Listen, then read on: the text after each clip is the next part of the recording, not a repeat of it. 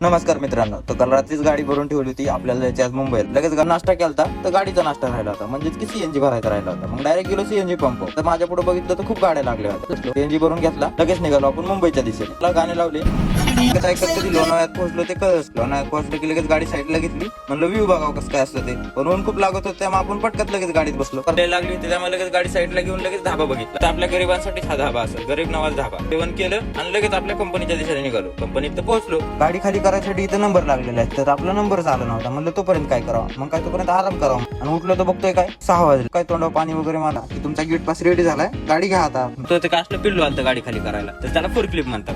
गाडी खाली करून तर झाली, तर मग दिला त्यांच्याकडून गेट पास घेतला आणि परत डायरेक्ट निघालो पुण्याला वापस. टिकिंग लावली आणि आपण निघालो घरी. तर मित्रांनो, आजचा व्हिडिओ कसा वाटला मला कमेंट मध्ये नक्की सांगा. आणि व्हिडिओ आवडला असेल तर फॉलो नक्की करा. Big thank you for being here.